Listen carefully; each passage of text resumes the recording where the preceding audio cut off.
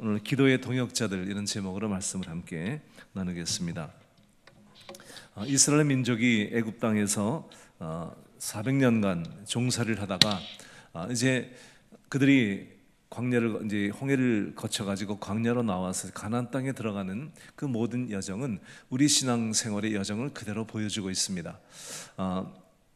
애굽의 400년의 삶은 우리 죄 가운데 죄에 묶여 살던 우리들의 삶을 보여주고 있고, 홍해를 건너는 것은 이제 우리가 세례를 받고 하나님의 백성이 되어지는 그 과정을 이제 보여주고 있죠. 그리고 광야 40년의 생활은 우리 신앙의 삶을 보여주고 있습니다. 가나안 땅은요, 영원한 천국의 상징이 아니고 가나안은 이 승리하는 신앙생활의 상징인 것입니다. 왜냐하면 가나안 땅엔 여전히 그 죄악과 우상 숭배가 가득했던 것이었거든요. 그래서 그 죄악의 삶을 이제 정복하고 승리의 삶을 살아가면서 하나님의 나라를 이루는 것이 바로 이 가나안 땅의 모습인 거예요. 그런데 그 홍해를 건너 가지고 가나안 땅에 들어갈 때 그 광야의 거리가 빨리 걸어가면 10하루, 그리고 이제 천천히 이렇게 이제 무리를 져가지고 걸어도 40일이면 들어가는 그런 거리였습니다. 그런데 이스라엘 민족이 거기를 무려 40년간 이제 방황한 것이죠. 여러분, 우리 신앙생활이 정말 예수 믿고 성령을 받고 하나님 말씀에 순종해서 살아가면 우리는 빨리 가나안 땅에 들어가서 승리의 삶을 살아가지만, 그러지 않고 불순종하고 죄를 짓고 이렇게 헤매면 그냥 신앙생활 40년을 헤매는 거예요. 40년. 그래도 언제나 보면 항상 그 자리예요. 발전이 없는 거예요. 승리의 삶을 살지 못하고 정말 능력의 삶을 살지 못하고 맨날 죄 가운데서 시험받고 맨날 그 모습으로 40년을 사는, 40년을. 그런 요즘의 교인들이 너무나 많이 있는 거예요. 하나님의 능력을 받고 빨리 가나안 땅에 들어가서 죄와 우상을 버리고 정말 승리의 삶을 살아야 되는데, 그러지 않고 그냥 40년을 이 광야에서 헤매는 것처럼 신앙생활을 헤매고 있는 그런 교인들이 얼마나 많은지 모르는 거예요. 오늘 여러분들이 정말 이 광야를 빨리 통과해서 가나안 땅에 승리의 삶을 살아가시기를 예수 이름으로 축복합니다. 할렐루야.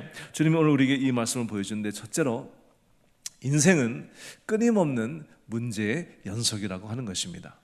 여러분, 인생은 문제가 많아요. 이들이 그 애굽 땅을 빠져나와서 가나안 땅에 들어가는 것이 목적이었는데, 그들은 홍해를 건너면서 이렇게 생각을 했습니다. 야, 이 가나안 땅은 눈앞이다. 이제 우리는 금방 들어간다. 이제 아니, 하나님이 홍해를 가르셨는데, 아니 광야 통과해서 가나안 땅에 이게 뭐가 문제겠냐 이거. 이런 큰 기적을 하나님이 베푸셨는데 이제 광야를 지나가는 것은 아무것도 아니다. 이것은 이렇게 생각을 했거든요. 그러니까 홍해가 갈라지는 것을 보면서 그들은 앞으로의 모든 가나안 땅까지의 여정에 아무런 문제가 없을 줄 알았어요. 근데 그것이 아니었습니다. 홍해를 건너자마자 바로 눈앞에 이제 마라의 쓴물이 나타난 거예요.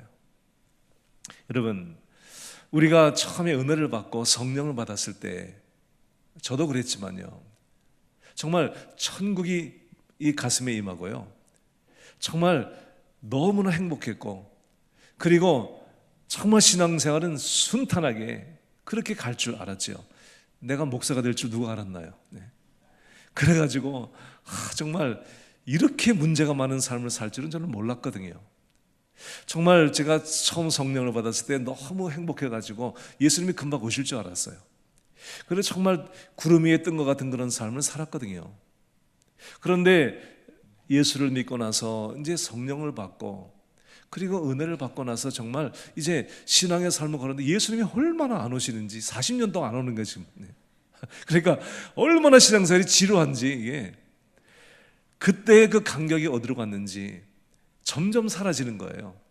그리고 이제 눈앞에 문제들이 계속 나오기 시작하는데요, 야, 정말 이렇게 문제가 많을 줄 몰랐죠.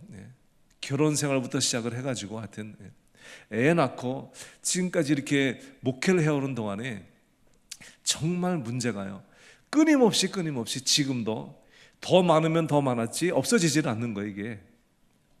그러니까 여러분, 인생은 문제의 연속이라는 거예요. 여러분 보세요.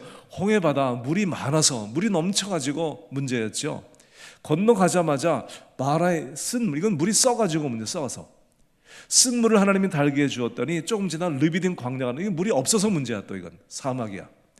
물이 많아도 문제고 써도 문제고 없어도 문제고, 인생은 계속 문제의 연속인 거예요. 인정하고 싶지 않아도 그런 거예요. 여러분, 문제가 없기를 원하시는 분은 저희 동네로 오시기 바랍니다. 저희 동네에 오시면요, 이게 페어팩스 퓨너럴 홈이라고 있는데 거기 공동묘지가 있습니다.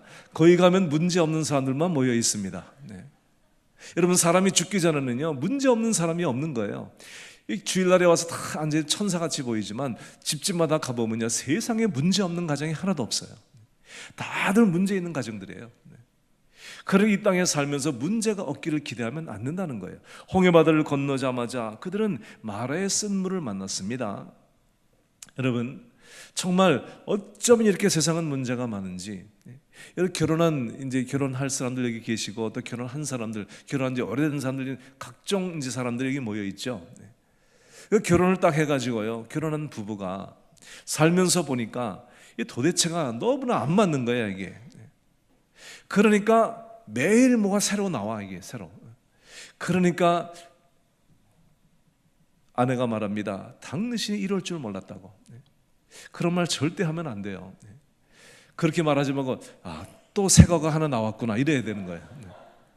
그러니까 이게요, 모르고 결혼한 거지. 그게 없던 게 나오는 게 아니에요. 그게 원래 그런데 몰랐던 거예요. 그러니까 그렇게 말하면 안 되는 거예요. 여러분, 결혼하기 전에는 다 잘하죠. 근데 결혼하고 나면 전혀 달라집니다. 그러니까요, 이 남편이 결혼하기 전에 남자가 아주 여자한테 잘해주죠. 그리고 뭐 차 타기 전에 문도 열어주고요.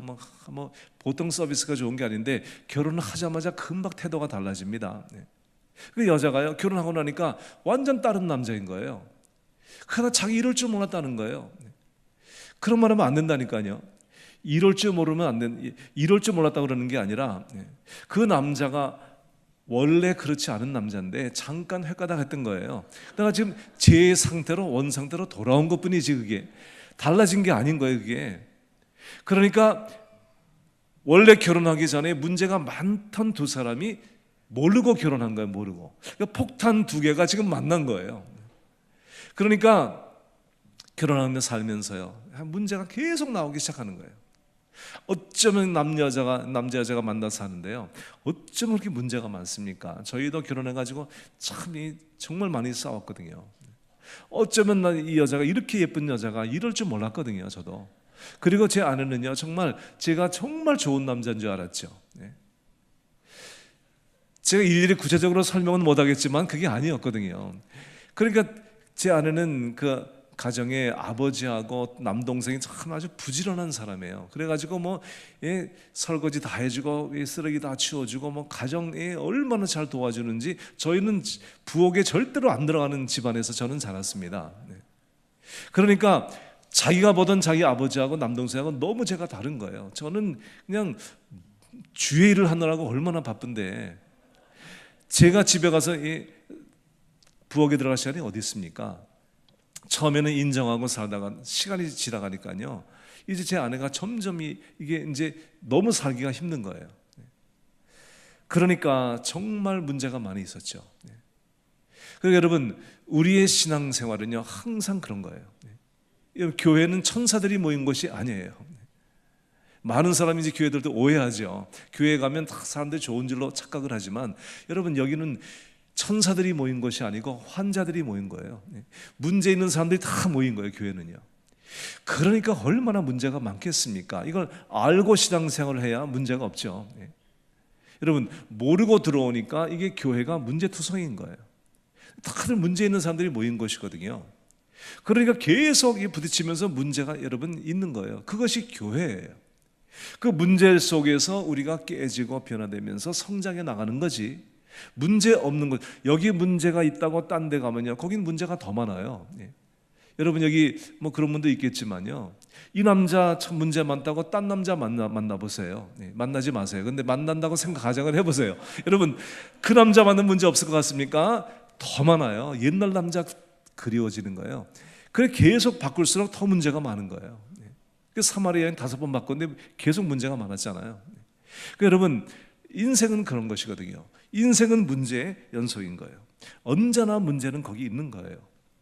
중요한 것은 뭐냐면 그 문제를 만날 때 반응이 중요한 거예요. 반응이.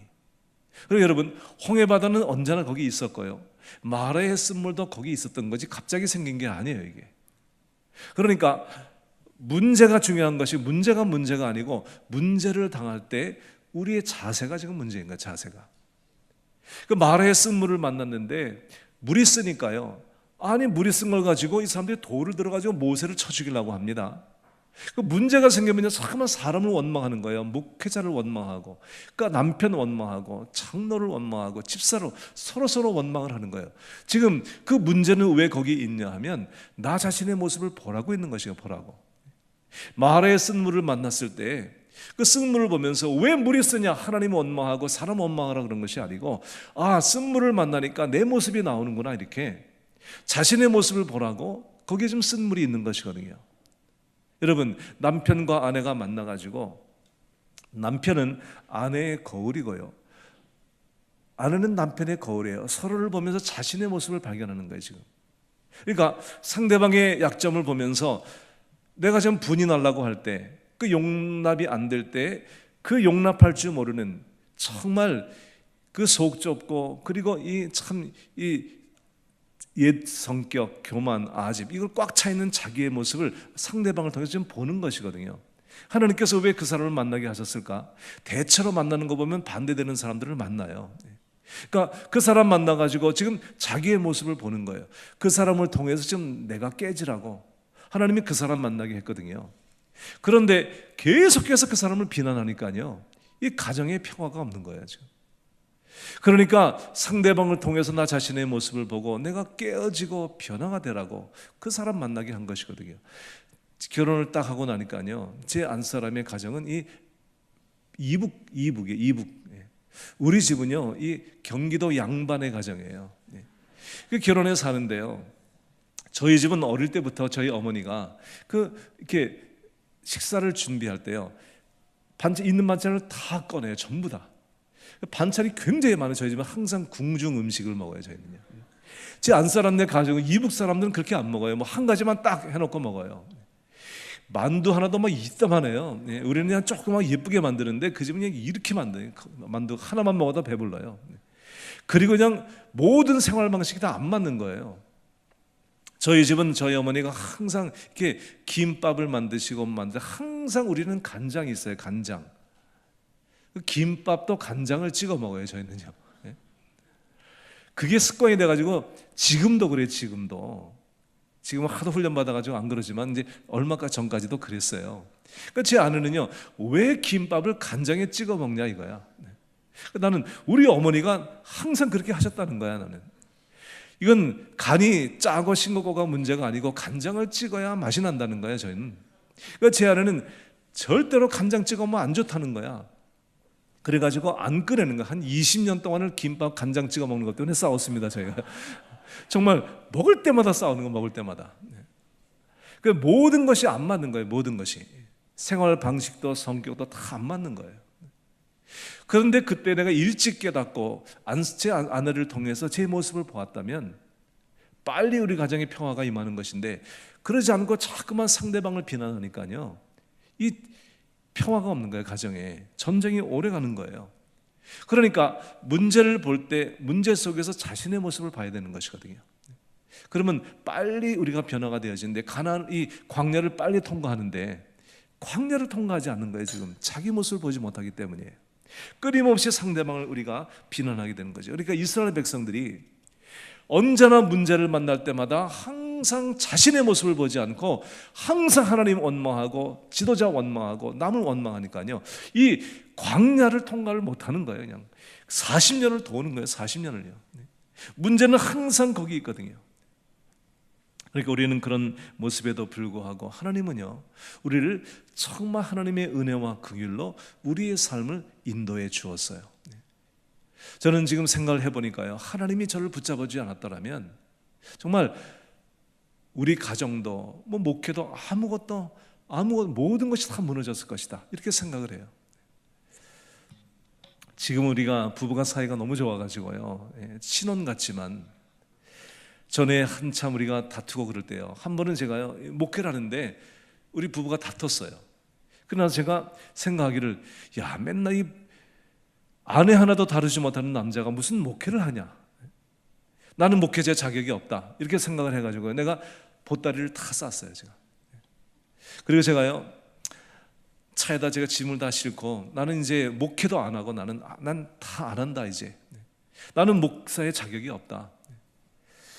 저는 이제 이렇게 무슨 일이 생기면 그걸 오래 가슴에 품고 있는 사람이고, 제 아내는 금방 잊어버리는 사람이에요. 성격이 그래요.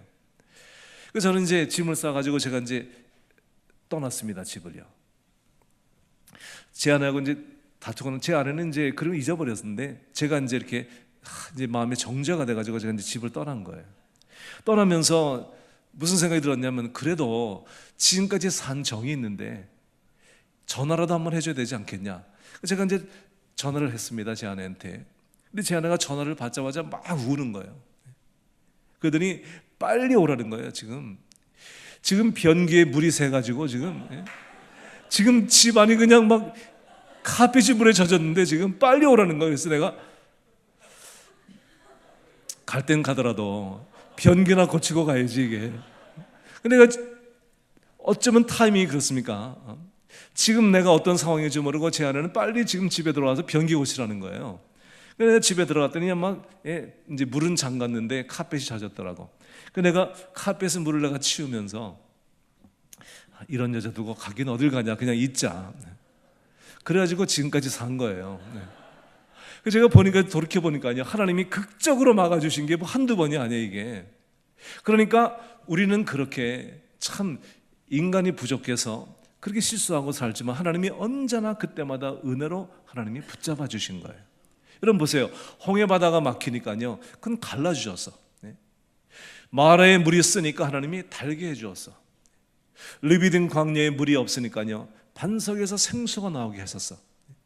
그들은 끊임없이 불평하고 원망했지만 하나님은 그때마다 그들에게 은혜와 긍휼을 베풀어 주었어요. 그래서 그들을 하나님께서 그 은혜와 긍휼로 광야를 통과하게 하신 거예요. 내가 지나 돌이켜 생각해 보니까 정말 내가 지금까지 살아왔던 모든 것이 하나님의 은혜요, 주님의 긍휼하심이었어요. 내가 잘나된 것이 아니었고요. 여러분, 언제나 우리의 삶 속에 문제는 있지만 하나님은 문제 속에서 은혜와 긍휼을 베풀어 주시고 역사하시는 하나님이셔요. 할렐루야. 두 번째로, 하나님은 우리와 함께 일하신다는 거예요. 따라서 하죠. 하나님은 우리와 함께 일하신다. 그러니까 하나님께서 지금 이 이스라엘 백성이 광야를 지나가다 아말렉 군사를 만나지 않았습니까? 그때 하나님께서, 야, 너희들은 가만히 있어라, 내가 싸워줄게, 그러신 것이 아니라는 거예요. 하나님께서는요, 모세는 아론과 훌과 함께 산에 올라가게 하시고요, 여호수아는 전쟁터에 가서 싸우게 하신 거예요. 자, 여러분, 우리가 가만히 있을 때 하나님이 역사하는 것이 아니고요, 우리가 주어진 삶 속에 최선을 다할 때 하나님은 우리를 도와주시는 거예요. 많은 사람들이 오해해요. 그냥 기도만 하면 하나님이 그냥 다 해주실 줄 알아. 그것이 아니라는 거예요. 우리가 기도하고 삶의 전쟁터에 나가서 최선을 다해 싸울 때 하나님께서 우리를 도와주시는 거예요. 여러분, 제가 오늘 밤에 설교하려고 했던, 안 할 거지만 딴 걸 할 거지만, 내용이 뭐냐면요, 우리가 돌을 옮길 때 하나님이, 주님께서 나사로를 살리신 거예요. 돌은 우리가 옮겨야 되는 거예요. 많은 사람들이 그 앞에 돌이 막혀 있어요.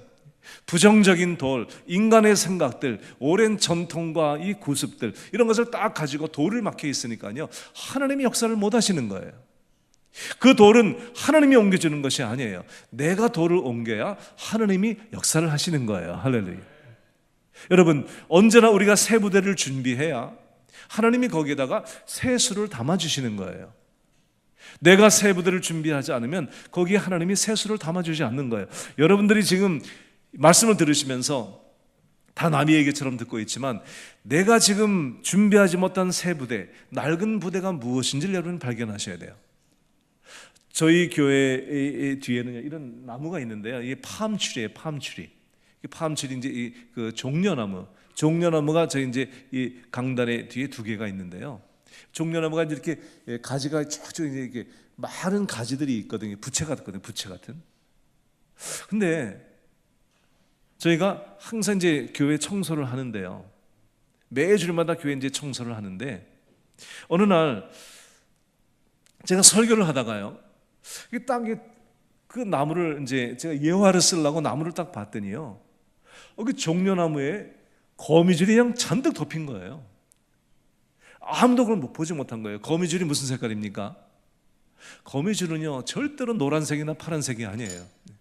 거미줄은 하얀 색깔이에요. 뭐 이거 어려운 얘기입니까? 거미줄이 하얀 색깔이에요. 아시죠? 왜 하얀색인지 아세요? 눈에 안 띄려고.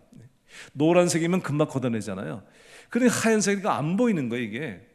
그러니까 몇 달 동안 거미줄 쳐놨는데요 우리가 못 본 거예요. 이게 어쩌면 내 뒤에 있는데 그걸 못 봤습니까? 내가 깜짝 놀란 거예요. 어쩌면 이 거미줄이 이렇게 쳐져 있는데 아무도 이걸 보지 못했을까? 안 보였던 거예요 이것이. 그래서 제가 놀래가지고 그날 목요일 날이었는데 마침 그날에 아주 장대비 같은 소낙비가 쏟아졌어요. 그래가지고 제가 이제 이 종려나무 두 개를 밖으로 내놨습니다. 그랬더니요 그 소나기를 맞으면서 거미줄이 싹 없어진 거예요. 근데 제가 큰 깨달음을 얻었어요. 나도 모르는 사이에 내 마음속에 거미줄이 많이 쳐져 있는데 옛날 생각들 그리고 이 잘못된 오랜 방식들 이 구습들 정말 내가 새 부대를 준비하지 못했구나. 너무나 오랜 세월 동안 내가 내 속에 쳐져 있는 거미줄을 보지 못했구나. 그리고 그냥 매일 이렇게 목회를 하다 보니까요 그게 그냥 그런 줄 알고 매일 바쁘게 사는데 그런데 너무나 내가 보지 못한 것들 너무나 새로워지지 못한 것들이 내 속에 거미줄로 쳐져 있던 거예요. 내가 성령의 충만한 비를 맞고 하나님의 은혜의 소낙비를 맞아서 이 거미줄을 다 걷어내야 하나님이 거기에다가 새로운 역사를 부어주시는데 내가 그 거미줄을 걷어내지 못하고 새 부대를 준비하지 않았던 거예요. 제가 큰 깨달음을 얻었습니다. 그래서 사람들이요 우리가 할 것을 우리가 해야 하나님이 하시는데 우리가 할 것을 하지 않으니까 하나님이 그 하나님의 역사를 지금 못 하시는 거예요 지금. 여러분 하나님은 우리와 함께 일하십니다. 할렐루야. 애굽에서 10가지 기적을 베푸실 때도 하나님이 그냥 베푸신 것이 아니었어요. 모세야 너는 지팡이를 들어라. 여러분 홍해바다가 그냥 갈라진 것이 아닙니다.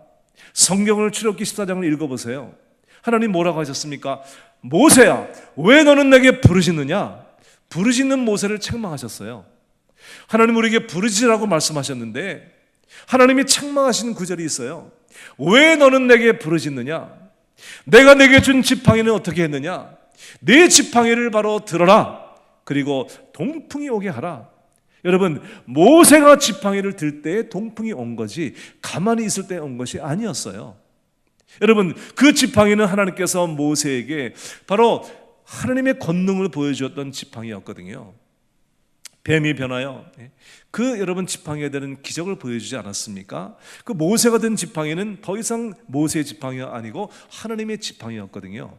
권능의 지팡이를 들려주었는데 사용하지를 않는 거예요 지금. 하나님 말씀하신 거예요. 내 지팡이는 어디 있느냐? 내 지팡이를 들으라고 말씀하시는 거예요. 여러분 제가 작년에 와서도 간증을 했는지 기억이 안 나지만 저는 예수를 믿고도 신학교에 가서도 여전히 병을 많이 앓았어요. 언제나 저는 폐병 그리고 허리병 그리고 아주 악성 변비 그리고 이 위장병 이런 병으로 많이 고생을 했습니다. 근데 제가 거듭나고 성령을 받고 신학교에 갔는데도 여전히 병이 안 떠나는 거예요. 항상 병을 앓고 있었어요. 폐병 때문에 군대 갔다가 제가 쫓겨왔었거든요. 기관지가 약해요. 겨울만 되면 독감이 걸려요. 항상 저는 원래 그런 사람인 줄 알았어요. 그런데 어느 날 저희 길 건너편에 살고 있던 예수 전도단 출신인 저보다 2살 아래인 형제가 저한테 와서 그러는 거예요. 저한테 형, 제가 참 이제 평신도 때 청년 때 제가 처음 은혜 받았을 때 버지니아에서 저희 길 건너편에 그 형제가 살았는데 그때도 제가 독감을 앓고 있었습니다. 그 형제가 와서 그러는 거예요. 형, 또 아파. 그들이 이런 말을 하는 거예요. 안 아파도 되는데 그러는 거예요. 그 제가 너무나 기분이 나빴어요. 아니, 누가 아프고 싶어 아프냐? 아니, 겨울이 돼가지고 독감이 걸렸는데, 야, 누가 아프고 싶어 아프냐? 안 아파도 된다니 그런 말이 어디 있냐? 그랬었거든요. 근데 제가요, 이 병이 낫질 않는 거예요. 신학교를 가서 공부를 해도 안 낫는 거예요. 그런데 어느 날 하나님의 말씀이 저에게 레마로 임했어요. 그리고 나서 그가 채찍에 맞음으로 너는 나음을 입었느니라. 말씀이 딱 임했는데요, 그 말씀이 얼마나 확실하고 강력하게 임했는지 그때로부터 병이 찾아와도 말씀이 더 확실한 거예요. 그래서 병마를 물리치는 삶을 살기 시작했어요. 병이 오면 오지요. 그래도 오면 그걸 옛날처럼 받아들이는 것이 아니고 나사렛 예수 이름으로 명하노니 이 병마는 내게서 떠나갈지어다. 명령을 하니까요, 병이 들어오질 않는 거예요. 병마를 이기는 삶을 사는 거예요. 여러분, 하나님께서 우리에게 권능의 지팡이를 주셨는데 몇 가지를 줬는지 아시고 몇 가지? 첫째, 하나님의 생명의 말씀을 주었어요. 할렐루야. 우리가 평생 사용하며 승리의 삶을 살라고 하나님의 생명의 말씀을 우리에게 주었습니다. 할렐루야. 이 말씀을 사용하며 살아야 되는데요, 많은 사람들이 말씀을 덮어놓고 사는 거예요. 덮어놓고 믿는 거야. 그냥 열어놓고 믿어야 되는데, 이 말씀을 우리가 마음에 담아가지고 이 말씀을 사용하며 살면 말씀으로 우리가 하나님의 엄청난 역사를 체험하고 하나님의 응답을 받는데 말씀을 사용하지 않는 거예요. 두 번째, 여러분, 예수 그리스도의 보혈을 주었어요. 보혈. 할렐루야. 예수의 피의 능력을 주었습니다. 예수의 피로 악한 병마를 내어쫓고 악한 귀신을 내어쫓고 모든 유전한 망령된 조상의 행실을 전부 다 내어쫓고 유전적인 질병들, 악한 악습들을 예수의 피로 다 씻어버리고 승리하는 그리스도의 보혈의 피를 우리에게 주었습니다. 할렐루야. 그것만 줬습니까? 세 번째, 예수 그리스도의 이름을 주었어요. 이름을. 나사렛 예수 이름으로 명하노니 악한 이 세력은 떠나갈지어다. 명령하면 떠나가는 예수의 이름, 그 이름으로 하나님께서 우리에게 응답을 약속하신 너희가 내 이름으로 무엇을 구하든지 내가 너희에게 응답하리라. 할렐루야. 예수님의 이름을 주었어요. 그것도 부족해서 네 번째, 우리 속에다가 아예 보혜사 성령을 주셨어야 하죠. 내 속에 집어넣어 주신 거야 하죠. 여러분, 성령이 우리와 함께 하시는 거예요. 예수, 하나님의 말씀, 예수님의 보혈, 예수의 이름, 그리고 보혜사 성령을 다 주었는데도요, 권능의 지팡이를 들려주었는데 너무나 많은 이 기독교인들이 하나도 사용하지 않고 그냥 마귀 새끼인데 얻어 터지고요, 죄 가운데 질병 가운데 살면서요 그냥 만시창이가 돼가지고 세상을 끝내는 거예요. 얼마나 기가 막힌 일입니까 여러분. 정말 너무너무 비극적인 일들이 오늘날 이 믿는 사람들 사이에 지금 이렇게 벌어지고 있는 거예요. 주님께서 말씀하시는 거예요. 내가 내게 준 권능의 지팡이는 어디로 갔냐? 왜 그 지팡이를 사용하지 않느냐? 내가 여러분 사용해야 됩니다. 기도도요, 여러분, 구하는 기도가 있고요, 명령하는 기도가 있는 거예요. 여러분, 전쟁터에 가서 적군이 총을 쏘는데 주여 그러면 총 맞아 죽어요. 그렇게 기도하는 게 아니에요. 그때는 같이 쏴야 되는 거예요. 예수 이름으로 쫓아내야 되는 거예요. 여러분, 하나님의 능력을 사용해야 되는 것이에요. 하나님은 우리와 함께 일하십니다. 할렐루야. 세 번째로 여러분, 지도자의 기도는 공동체의 운명을 결정하는 거예요. 하나님께서 여호수아를 전쟁터에 내보내시고 모세를 아론과 훌과 함께 산으로 올려 보내십니다. 그런데 이상한 현상이 일어납니다. 아무리 여호수아가 전싸움을 열심히 해도 모세 팔이 내려가면 지고 올라가면 이기는 거예요. 이상한 일이 벌어진 거예요. 여러분, 뭘 말해줍니까? 너희가 아무리 너희 힘으로 해도 하나님께서 도와주지 않으면 안 된다는 거예요.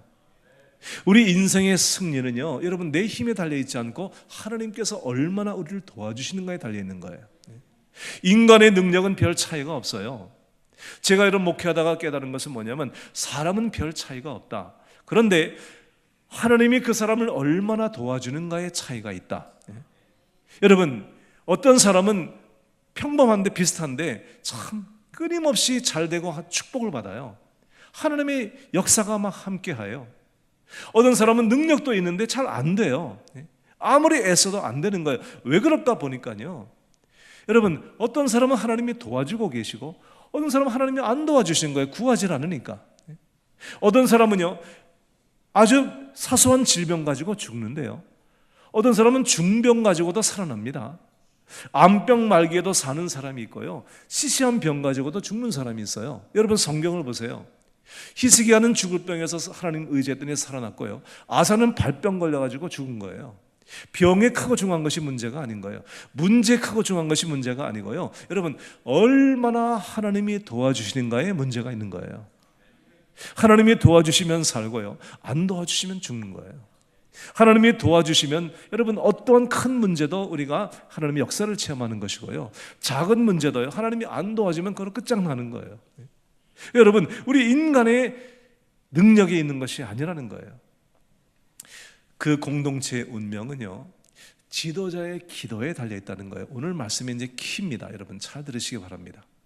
저는 부흥회를 다니면서요, 처음에는 교인들이 은혜 받는 거에 초점을 두었어요.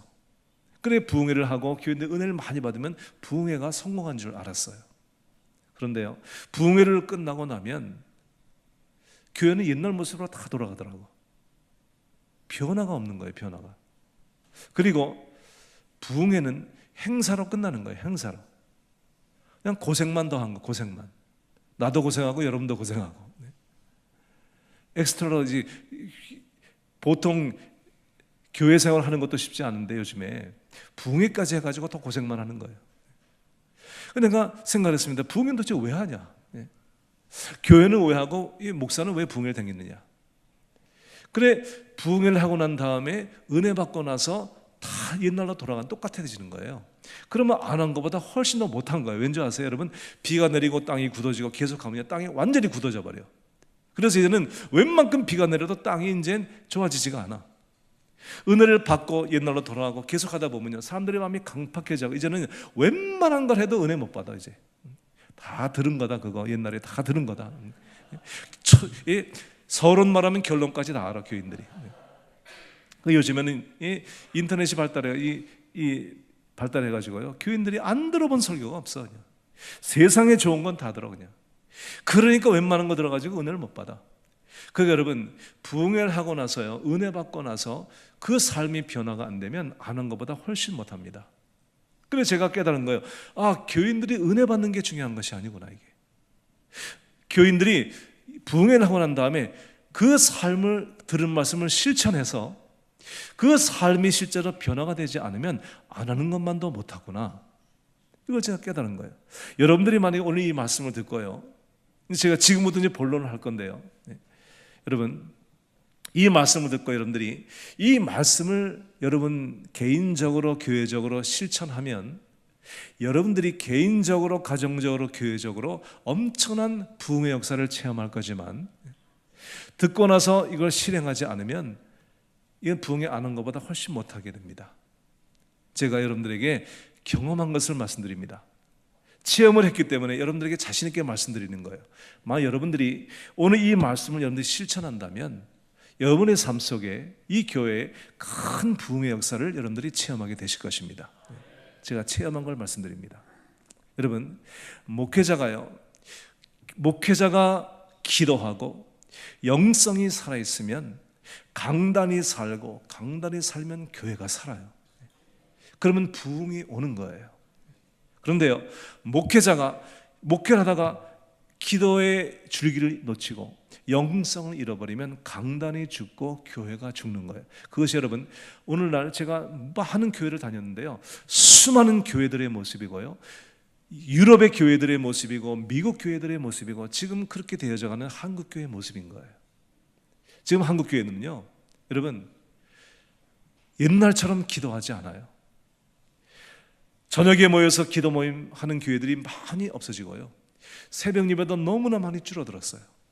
아예 없어진 교회들도 많이 있고요. 여러분, 시대가 달라서가 아니고요, 지금 영성을 놓쳤기 때문에요. 잃어버렸기 때문인 거예요. 목회자들이 너무나 많이 지쳐 있어요.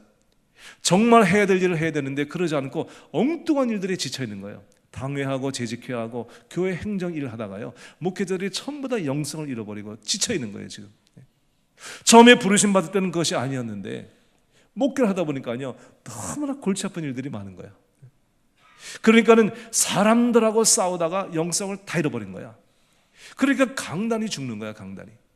목회자는 성경의 말씀대로 말씀 전하는 것과 기도에 전무해야 되는데, 이 목회자가 너무나 다른 데에 지금 신경들을 쓰고 있는 거야. 교회가 그렇게 만들었어. 그래서 목회자가 영성을 잃어버려. 여러분 잘 아시잖아요. 교회가 60년 이상 넘은 교회면 잘 아시지 않습니까? 여러분, 언제 교회가 가장 왕성하고 부흥했습니까? 언제 가장 부흥합니까? 목회자가 영성이 살아있어 가지고 기도의 줄기를 붙잡고 하나님 말씀을 능력 있게 증거할 때, 여러분, 강단이 살아있을 때 교회는 살아납니다. 할렐루야. 그걸 잃어버리고 나면요, 교회는 죽는 거예요. 교회는 마귀가 역사하는 쌈판이 되는 거예요, 교회가요. 다른 것 때문이 아니에요. 마귀 새끼가 교회의 모든 초점을 다 잃어버리게 만들어서 주의 종으로 하여금 기도하지 못하게 만들고 말씀 준비하지 못하게 만드니까요, 강단의 영성이 죽어가지고 다 일어난 일들이거든요, 이것이요. 이게 여러분, 오늘날 수많은 교회들의 모습인 거예요. 하나님께서 모세를 지금 산 위에 올려보낸 거예요. 그런데 전쟁의 승패가 여호수아에게 달려있는 것이 아니었고, 모세가 팔을 들고 내리는 것에 달려있었던 거예요. 모세가 팔을 들면 전쟁에 이기고요, 모세가 팔을 내리면 전쟁에 지는 거예요. 그래서 여러분, 지금 하나님께서 우리에게 말씀해 주시는 거예요. 이 교회의 승리의 비결은 바로 주의 종의 기도에 있다. 주의 종의 기도가 살아있으면, 영성이 살아있으면 이 교회는 살아날 것이요, 너희들이 주의 종의 영성을 다 뺏어가고 주의 종으로 하여금 지치게 만들어서 기도하지 못하게 하고 말씀에 집중하지 못하게 하면 이 교회는 이제 죽는 거예요. 제가 많이 본 모습입니다. 그런데 여러분, 문제는 뭐냐면 네 번째요, 그 주의 종의 팔이 자꾸 내려간다는 거예요. 모세도 사람이니까요, 팔을 계속 들고 있을 수 있습니까? 팔이 아프니까 팔이 내려오는 거예요. 그런데 기가 막힌 것은 지금 산에서 보고 있는데요, 팔이 올라갔을 때는 전쟁에 이기고 있는데 내려오니까 막 전쟁에 지는 거예요. 이게 기가 막히지 않습니까, 여러분? 팔은 들어야 되는데 팔이 너무 아픈 거예요. 그래서 어쩔 수 없이 팔이 내려오니까 전쟁에 지금 지고 죽는 거, 백성들이 막 지금 죽는 거예요. 군사들이 들어야 되는데 팔은 올릴 수 없고, 이게 모세의 딜레마였습니다. 오늘날 많은 교회 주의 종들의 딜레마인 거예요. 교회가 지금 막 어려운데요, 기도를 해야 되는데 기도가 안 되는 거예요. 기도가 너무 주의 종들이 지쳐 있는 거예요. 지금요, 영적으로 육적으로 지쳐 있는 거예요.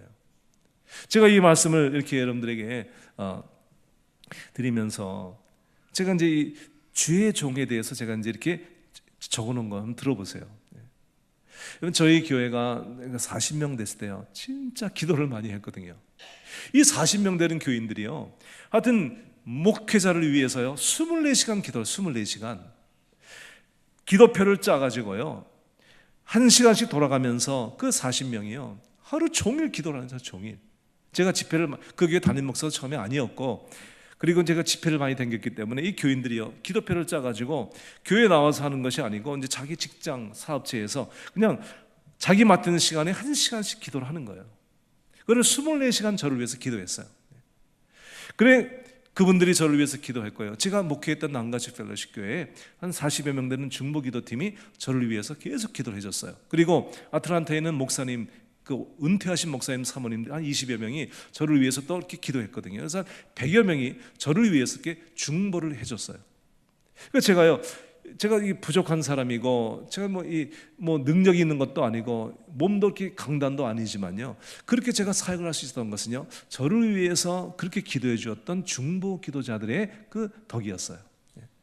근데요, 목회를 하면서 목회가 힘든 거예요. 한번 들어보세요. 목회자의 직분이 어떤 건지 한번 들어보시기 바랍니다. 모든 사람을 그들의 원대로 아무 때나 상관없이 돌봐줘야 되고, 두 번째, 모든 행사, 프로그램을 계획해야 되고 실수 없이 이끌어 나가야 되며, 한 번의 실수가 큰 재난을 불러오기 때문에 굉장히 신경을 많이 써야 돼요. 세 번째, 아무의 도움도 없이 감동을 주는 설교를 한 주에도 몇 차례씩 매번 다른 종류로 평생을 해야 돼. 교인들은 졸업도 안 해. 그리고 계속 나와. 똑같은 교인이 20년 30년 앉아있으니까 이게 목사가 천재입니까? 이게 어떻게 항상 다른 설교를 합니까? 이게 보통 일이 아닌 거예요. 여러분, 대학 교수들은요 똑같은 강의 노트 가지고 매년 써먹는 거예요. 목사는요 비슷한 예화 하나만 들어도 똑같은 것도 한다고 교인들이 불평하는 거야. 찬밥을 데워 먹인다나 뭐 그래가지고요 목사님 똑같은 설교도 못해.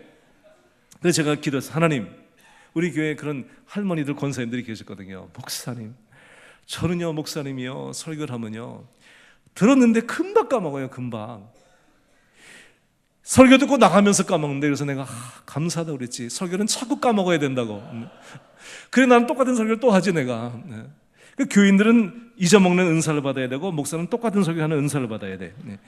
항상 똑같은 설교. 여러분, 세상에 목사 사모만큼 설교 똑같은 설교 많이 들은 사람이 어디 있겠습니까?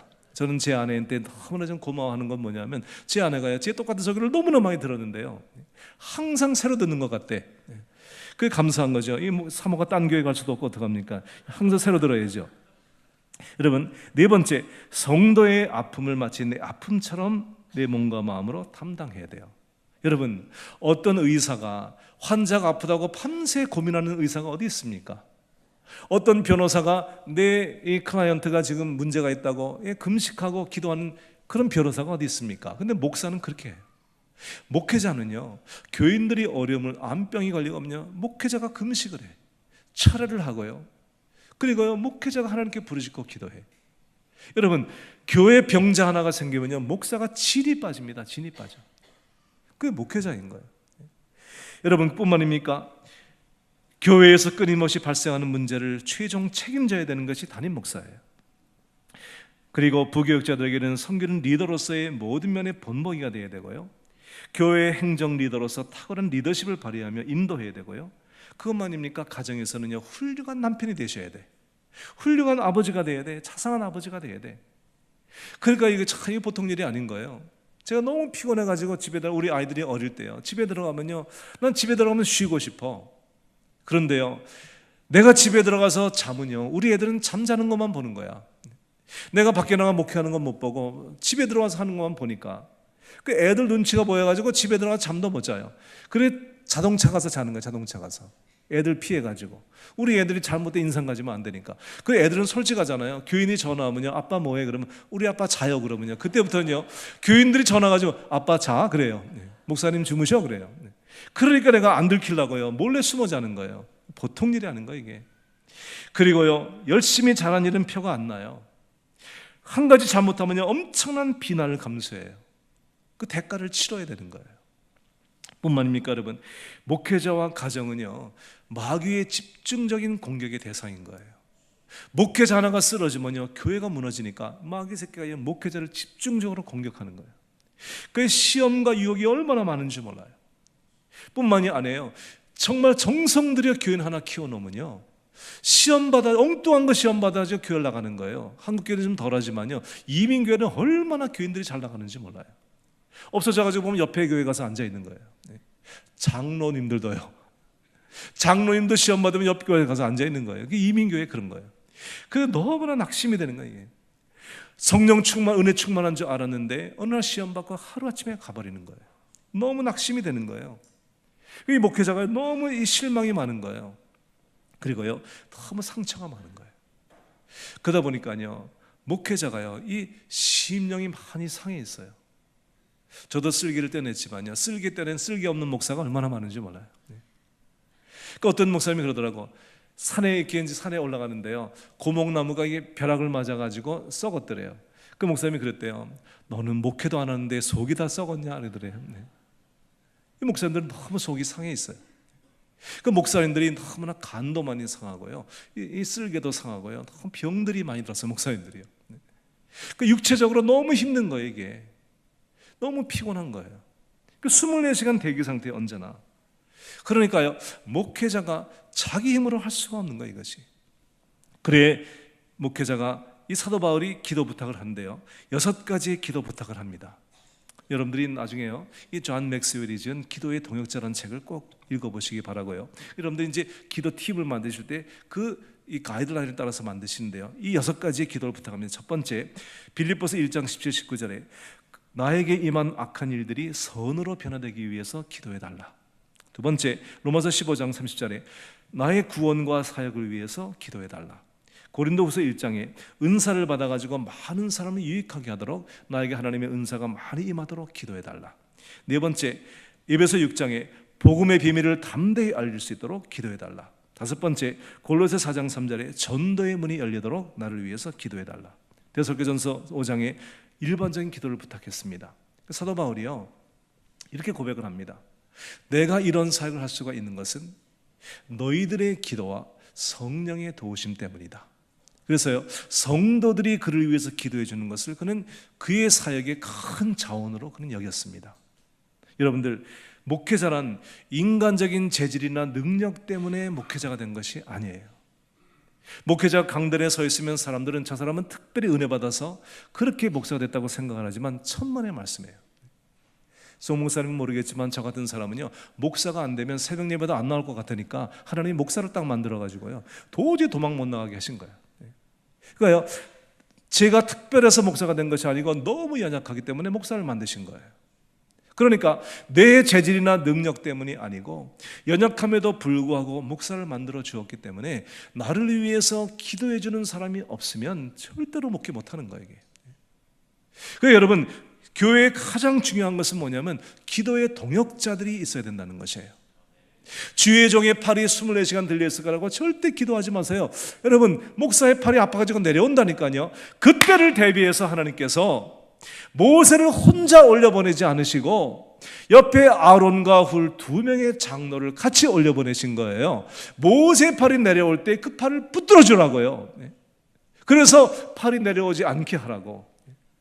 여러분, 교회의 장로의 역할이 뭔지 아십니까? 당회해가지고 회의해가지고 무슨 치리하고 이뤄가지고 장로시킨 것이 아니에요. 성경을 보세요. 성경을요, 장로의 가장 중요한 역할은 목회자의 기도의 동역자가 되어지는 거예요. 제가 많은 교회 가서 보게 되면요, 중보기도 한다 그러면 여자들만 모여요. 대체로 잘못됐다는 것은 아니에요. 주로 여자들이 기도를 많이 하니까요. 근데요, 기도 모임 한다 그러면 남자들이 안 나와. 남자들이, 더구나 장로님들은 안 나와. 회의만 하려고 그래. 회의만. 그러니까 교회가 문제가 많아지는 거예요. 회의를 하면 회의만 생겨요. 여러분, 회의하라고 장로 만들어준 것이 아니고요, 주의 종의 기도의 동력자가 되라고 장로를 세운 거예요. 그것이 성경적인 장로의 원리인 거예요. 할렐루야. 두 팔을 들어주라고요. 여러분, 제가 한번 이렇게 하나님께 물어봤으면, 하나님, 왜 기도 모임을 하면 여자만 나옵니까? 그리고 남자들도 같이 기도하다가 10분쯤 지나면 남자는 다 없어져. 여자만 남아. 그래서 제가 기도해서, 하나님, 왜 그렇습니까?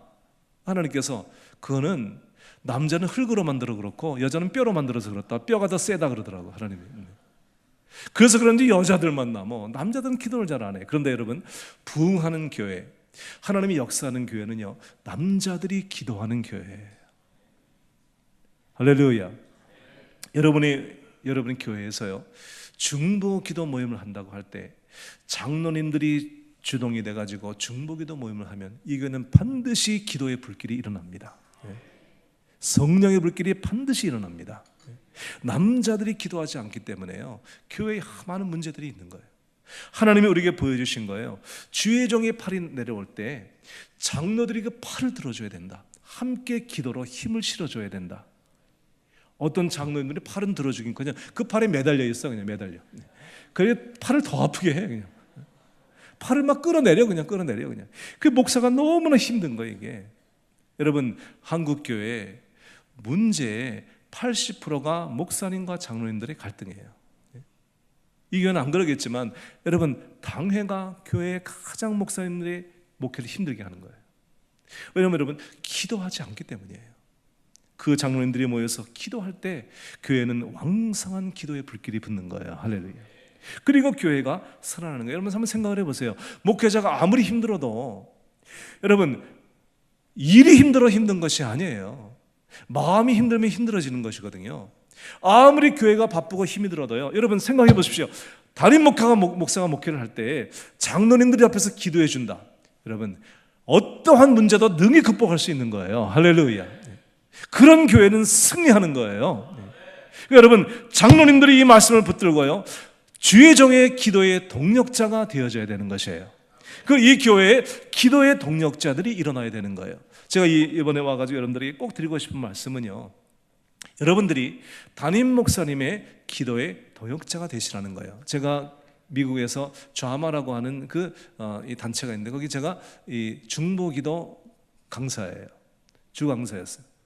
지금은 이제 그 모임을 안 하기 때문에 안 하지만 제가 중보기도 이 주강사로 사역을 했는데요. 그래서 제가 저한테 주어진 주제가 뭐냐면 담임 목회자를 위한 기도예요. 제가 이제 그 주제를 공부하려고 이제 미국 교회들을 연구했는데요. 놀라운 사실은요, 어느 교회건 부흥하는 교회는 하나같이 중보기도 팀이 있는데요.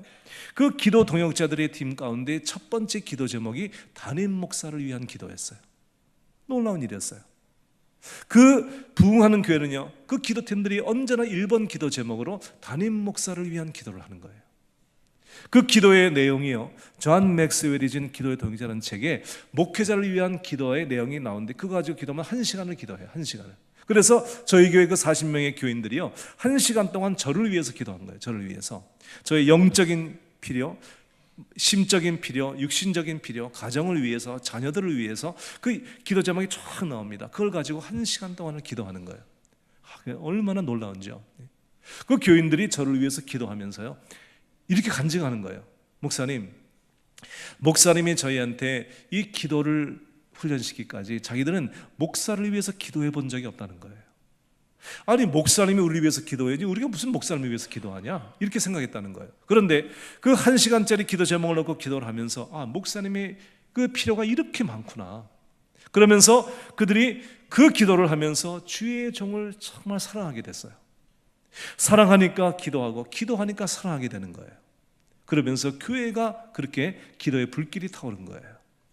여러분같이 이렇게 좋은 교회, 이렇게 사람이 많은 교회는요, 기도의 동역자들이 많이 구성해서 여러분들이 24시간 기도 얼마든지 할 수 있고요, 여러분들이 그렇게 주의 종을 위해서 기도하게 되면요, 이 교회가 정말 중보 기도의 불길이 타오르게 될 것입니다.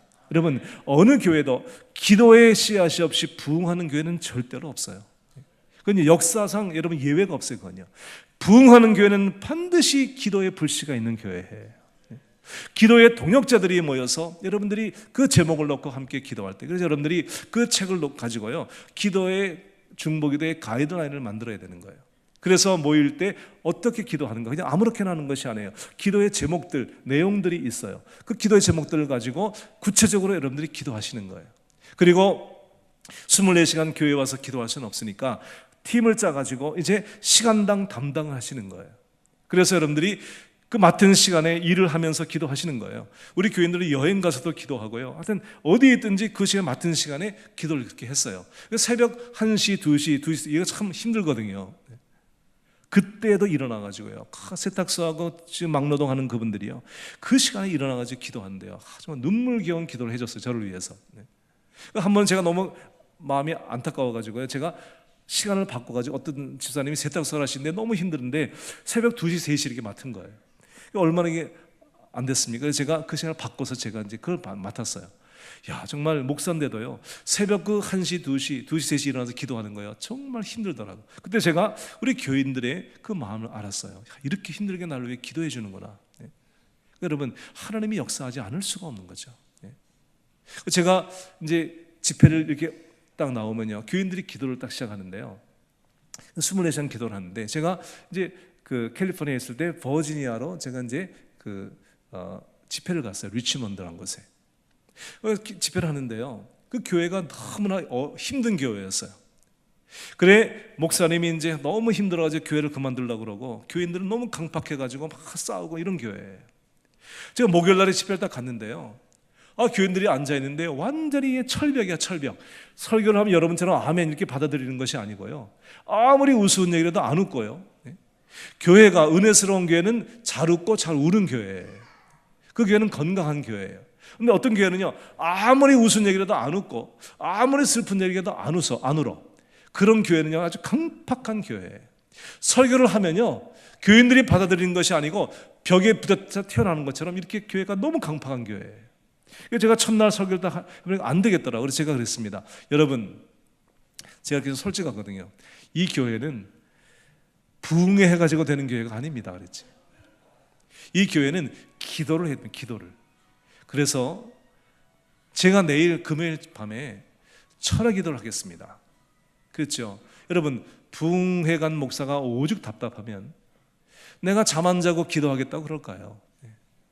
그러면 그 교인들이 너무 미안해가지고 저하고 함께 기도할 줄 알았죠. 금요일날 집회가 다 끝났는데요, 다 가는 거예요. 집에 나 혼자 남았어요. 담임 목사도 가더라고. 양심도 없다 그러지. 양심도. 어쩌면 부흥사가 오죽 답답했으면 이렇게 철회하겠다 그러는데 담임 목사라도 남아야지. 이럴 수가 있나. 그리고 제가 기도를 하는데요, 그 밤이 얼마나 긴지. 저는 철회 체질이 아니거든요. 아무리 기도를 해도 이게 10분도 20분도 30분도 안 가는 거예요. 이게 너무나 긴 밤에 괴로워서 기도를 앉아 있는데요, 기도도 안 나와. 무슨 이딴 놈의 교회가 다 있나 이거. 정말 부흥사가 와서 얼마나 답답하면 철회하겠다 그러면 자기들도 회의하고 남아서 기도를 해야지. 이럴 수가 있나. 그리고 앉아 있는데요, 뒤에서 기도하는 소리가 들리는 거예요. 그래서 제가 놀래가지고 돌아보니까요, 아무도 없는 거예요. 아무도. 두 번째 기도하다가 또 들려가지고 돌아보니까 아무도 없는 거예요. 세 번째 그 소리가 들리는데요, 금요일 밤에 우리 교인들이 철야 기도하는 소리였어요. 3,000마일을 건너가지고요, 제 귀에 그 기도 소리가 들리는데요, 우리 권사님 기도하는 거 제 소리 다 알거든요. 그게 들리는 거예요. 얼마나 감동이 되는지요. 그때 제가 힘을 얻고 제가 기도를 하는데요, 더 이상 그 교회를 위해서 기도하지 않고 우리 교회를 위해서 기도했습니다. 그 교회 자기들도 기도 안 하는데 내가 기도하고 뭐 있습니까? 그래서 제가 그때 시를 하나 썼습니다. 시를 제가 읽어드릴게요. 한번 들어보세요. 나를 위해 중보하는 기도 소리가 3,000마일을 건너 내 옆으로 왔다. 홀로 기도하는 줄 알았는데, 홀로 싸우는 줄 알았는데, 홀로 일하는 줄 알았는데 그들의 기도가 나를 지켜주고 있었다. 무수한 위험의 고비를 지나온 것도, 수많은 유혹의 손길을 벗어난 것도, 어두운 절망의 계곡을 건너온 것도 주님의 은혜요 중보의 은총이었다.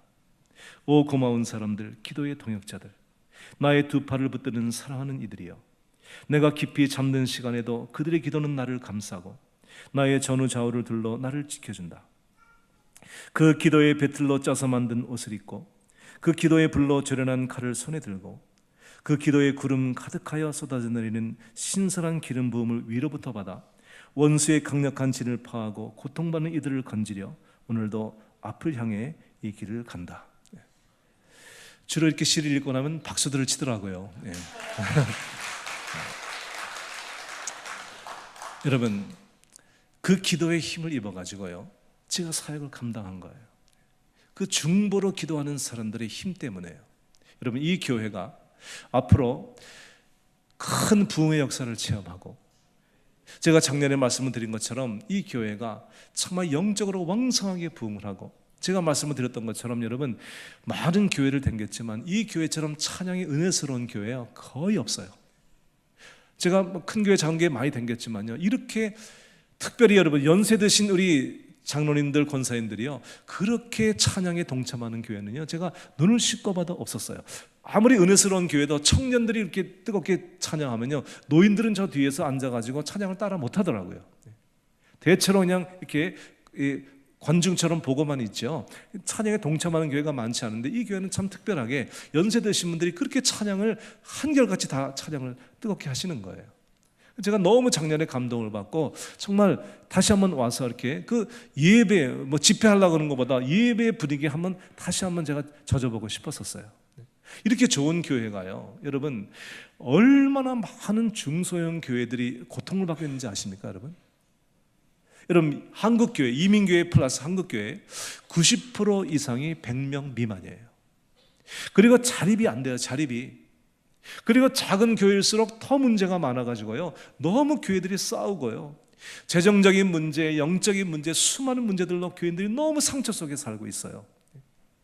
예배를 뜨겁게 드리지 않아요. 이렇게요. 너무 영적으로 죽어 있는 거예요. 그 많은 목회자들이 정말 죽지 못해 목회하는 거예요. 죽지 못해. 그런데 여러분, 이렇게 은혜스러운 교회가요, 영적으로 왕성하게 부흥을 하고 찬양과 기도와 말씀에 탁월한 교회가 되어서 주변에는 수많은 교회들의 영향을 미치고, 저 농촌 교회들, 작은 교회들 목사님들을 불러다가 여러분 세미나를 하면서 그들에게 영적인 힘을 실어드리고, 우리 교회가 그런 일을 했거든요. 쭉 힘을 실어드리고, 그리고 그들에게 영성을 공급하고, 이 교회 좋은 것들을 같이 나누고 해서 그분들에게 힘을 실어가지고 보내드린다면, 여러분, 제가 집회를 하면서 깨달은 것이 뭐냐면, 이렇게 집회를 많이 다니면서 내가 고생하는 것보다도 우리 교회에 목사님들을 불러가지고 세미나를 하니까요, 목사 한 분이 변하니까 교회가 변하는 거예요. 얼마나 놀라운 일인지 몰라요. 여러분, 이 교회가 그런 일을 할 수 있다는 거예요.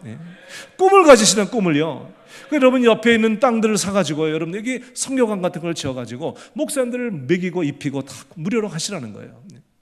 그래서 그분들이 여기 와가지고 예배 참석해서 힘을 얻고 영성을 공급받고, 그들이 여러분 힘을 얻고 돌아가서 교회를 살린다면요, 이 교회는 교회 사이즈에 관계없이 대교회도 못하는 일을 하시는 거예요. 그리고 주로 목사님들이 큰 교회 가면요, 위축이 들어가지고 은혜 못 받아요. 세미나 가도. 여러분, 중소형 교회 와가지고 세미나를 해야 은혜를 받아요. 아, 이 교회도 이런 일을 하는구나. 영성을 공급받고 돌아가는 거예요. 그래서 목사님들이 살아난다면 교회가 살고, 교회가 살면 우리나라가 사는 거예요. 이 교회는 반드시 그 사명을 감당하셔야 되는 거예요.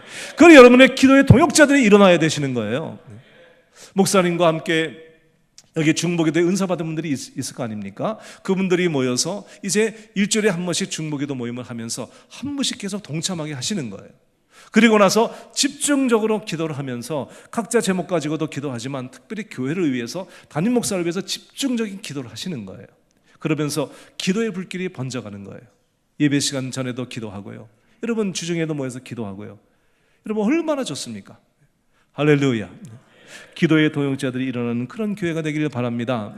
제가 구체적으로 말씀을 안 드리지만 책에 다 나와 있고요, 목사님도 아실 거예요. 그래서 여러분 이것을 체계적으로 하게 되면요, 교회가 체계적인 중무기도 모임이 일어나게 되면 여러분 개인이 살고요, 여러분 가정이 살아나요. 요즘 젊은이들이 얼마나 하나님을 떠났습니까?